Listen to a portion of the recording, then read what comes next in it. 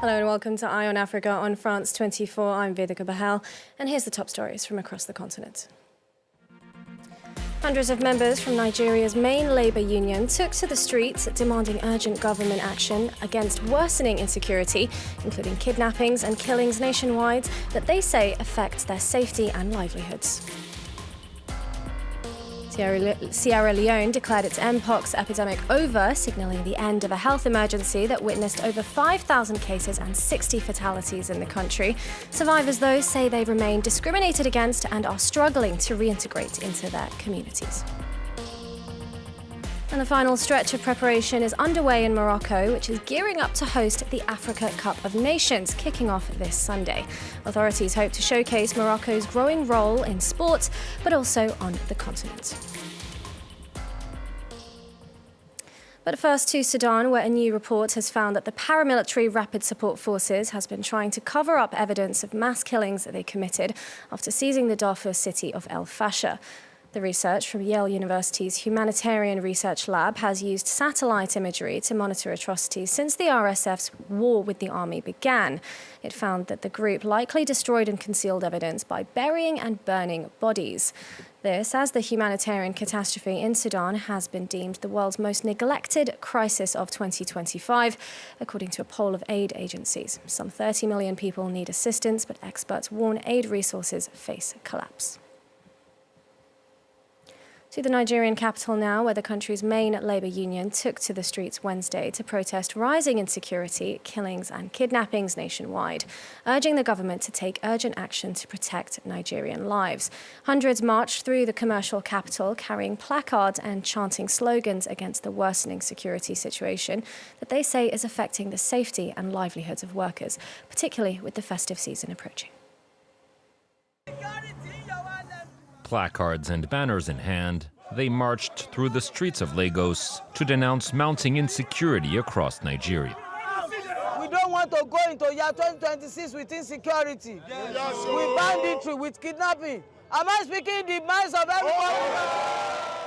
According to representatives of Nigeria's main labor union, which organized the protest, rampant insecurity has instilled a climate of fear across the country, affecting workers' safety, livelihoods and productivity. Nigeria continues to grapple with a widespread security crisis that's seen a plethora of armed groups carry out mass abductions, robberies and killings in remote communities.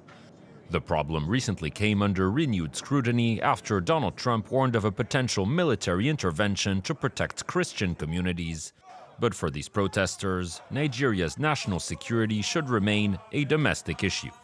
It is stated in the bourgeois constitution of Nigeria that the welfare and security of the people shall be the primary purpose of government. This is not a matter that requires foreign invasion. Easier said than done for Nigerian authorities, which are facing battles on multiple fronts, including several jihadist insurgencies in the north and the west, separatist groups in the south, and swathes of bandits and criminal gangs. The Rwanda-backed M23 armed group said Wednesday that it had begun withdrawing its troops from the town of Uvira in Eastern Democratic Republic of Congo after facing pressure from the United States over its latest offensive. Washington, though, has cast doubt on this claim by the M23, saying it had, quote, not seen credible evidence to suggest a withdrawal. The rebels seized control of the strategic city a week ago, just days after the two nations' leaders signed a peace deal to end the conflict with President Donald Trump. After almost a year since its first case, the Mpox epidemic in Sierra Leone is over. Well, that's what authorities declared Tuesday after the country was plunged into a health emergency that saw over 5,000 cases and 60 fatalities. However, those who have survived the virus say they continue to suffer discrimination and widespread stigma, such as job losses, rejection from their families, and difficulty reintegrating into their communities. Leone Mpox has the story. When Hannah Abibu was told she had fully recovered from an Mpox infection, the young woman felt a weight lifting off her shoulders. But she's now facing another hurdle: widespread stigma and discrimination. It's not really easy for me. Things are not easy for me. I don't have a place to sleep or food to eat. At my workplace, when they knew I had Mpox, they didn't allow me to return. Up till now, I'm still looking for a job. Right now, up to now, they do research for a job. After going 42 days without new cases nationwide, Sierra Leone authorities on Monday declared the Mpox epidemic officially over. But while the disease has gone, survivors continue to be haunted by prejudice, driven by superstition and mistrust of public health messages. Many have been rejected by their families, lost their jobs, and are struggling to reintegrate society. Since making a full recovery in May, Nelson Johnson has been trying to raise awareness of the disease. You find out people are not ready to accept it unless when we decide now to go to the community and explain to them that I've been affected, I'm now a survivor. It doesn't mean that I can affect you again. So that is the only way people start believing that Mpox is real. Since declaring Mpox a public health emergency nearly a year ago, Sierra Leone has reported a 99% recovery rate, an impressive achievement driven by a massive vaccination campaign and contact tracing schemes, but which must now be backed by greater advocacy to allow survivors to move on with their lives. 5 African countries have been added to US President Donald Trump's travel ban list as Washington expands its entry restrictions, saying it's to protect the security of the United States. The move fully restricts citizens from Burkina Faso, Mali, Niger, South Sudan and Sierra Leone from visiting the US. Partial restrictions have been placed on 15 other countries, 12 of them from the African continent, including Nigeria, Tanzania and Zimbabwe. Ghana has deployed a contingent of soldiers to help in the reconstruction and aid efforts in hurricane-hit Jamaica following the devastation caused by Hurricane Melissa a month and a half ago. It's the third time this year that Ghana has stepped up to support African and Caribbean nations in crises, having previously donated humanitarian relief to Jamaica, Sudan, Gaza and Cuba. A departure ceremony took place to bid farewell to the contingent, and our Ghana correspondent Justice Baidu was present at the send-off.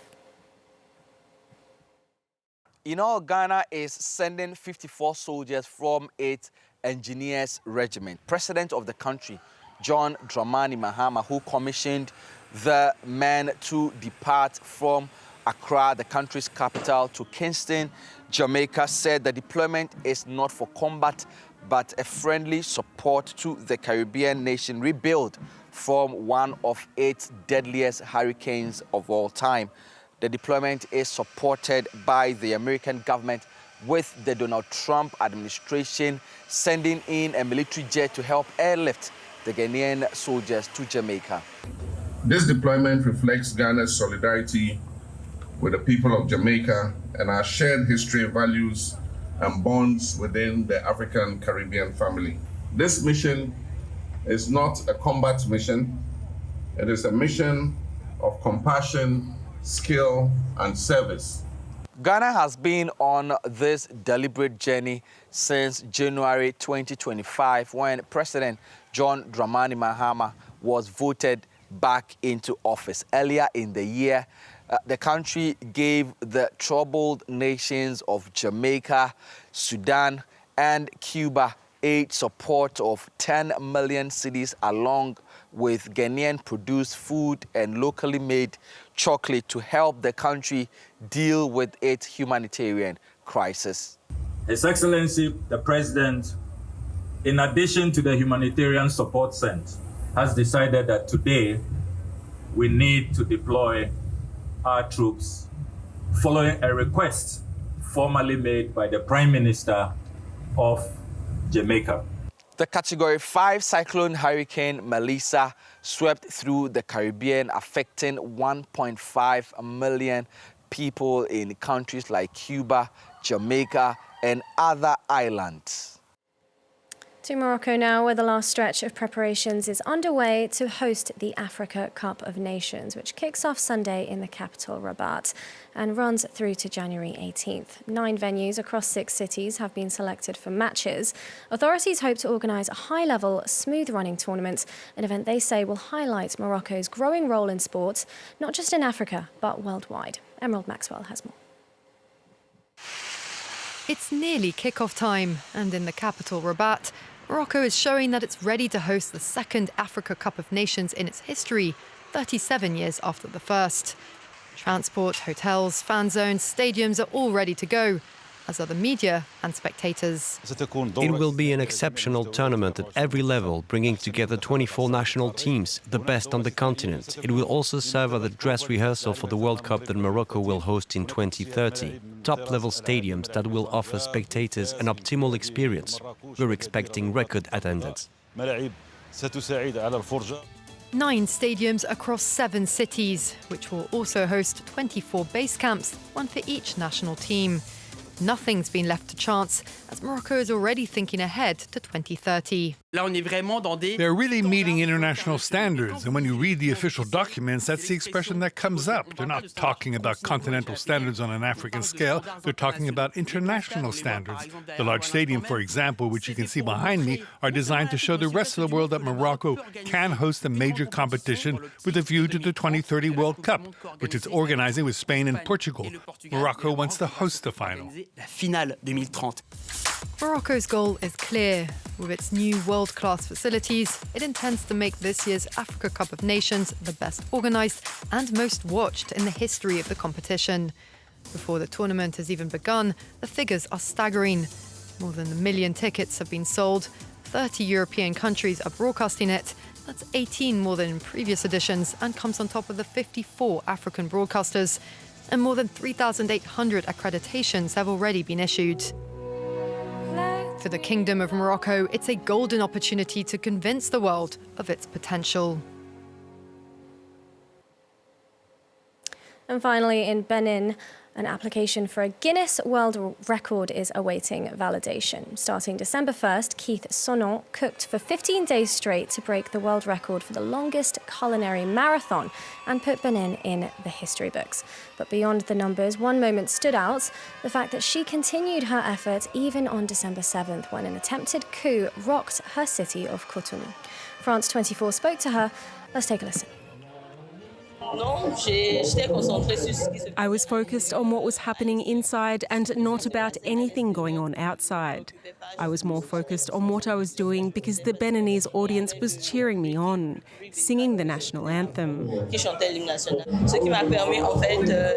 That's what allowed me to raise my country's flag on the world map and showcase the local dishes from my homeland.